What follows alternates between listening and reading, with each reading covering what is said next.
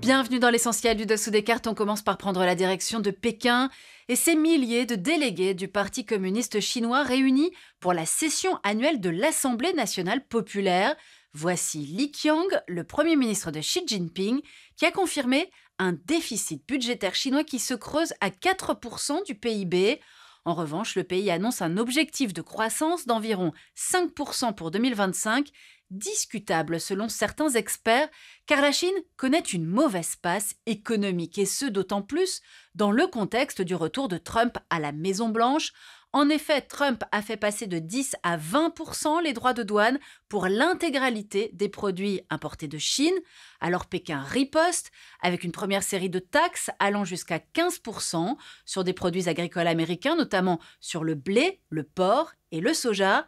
Mais au-delà, la Chine doit affronter, vous allez voir, des difficultés économiques structurelles qui la fragilisent. Sortons nos cartes.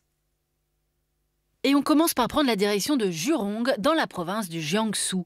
Le promoteur chinois Evergrande avait investi dans un méga complexe immobilier.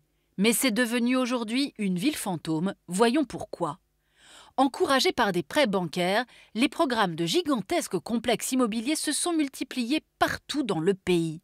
Résultat, en 2021, la bulle immobilière explose. Evergrande, endetté à hauteur de plus de 300 milliards d'euros, est placé en liquidation judiciaire début 2024, laissant de nombreux chantiers à l'arrêt. Alors que les ménages chinois ont investi près de 70% de leur patrimoine dans l'immobilier, le prix de la pierre baisse entre 30 à 40% dans certaines grandes villes comme Pékin ou Shanghai. Face à ces incertitudes, les Chinois épargnent massivement. Ils mettent de côté le tiers de leurs revenus, ce qui fait chuter la consommation et tire l'économie à la baisse. À présent, prenons la direction de Rugao, également dans la province du Jiangsu. La ville de la longévité, 525 centenaires, 78 000 personnes âgées de 80 à 99 ans. Rugao qui raconte aussi le vieillissement de la Chine. Après des années de politique de l'enfant unique, plus d'une personne sur 5 a plus de 60 ans.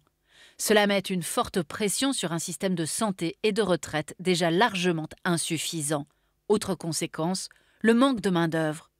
Enfin, voici la province chinoise du Guizhou, l'une des plus pauvres de Chine, à qui Pékin a demandé d'investir dans ses infrastructures pour se développer. Résultat, un endettement massif du gouvernement local. Et selon le FMI, dans toute la Chine, la dette des gouvernements locaux aurait dépassé en 2023 92 000 milliards de yuan, soit environ 12 000 milliards d'euros. Et pourtant, bien sûr, en dépit de ses faiblesses, la Chine reste puissante, notamment de par son excédent commercial, qui repose notamment sur ses capacités d'innovation technologique, à l'image de son leadership sur le marché des panneaux solaires ou des véhicules électriques. À voir maintenant comment ces secteurs d'excellence résisteront ou non à la guerre commerciale déclenchée par Trump. Voilà l'essentiel du dessous des cartes, c'est fini pour aujourd'hui. À bientôt.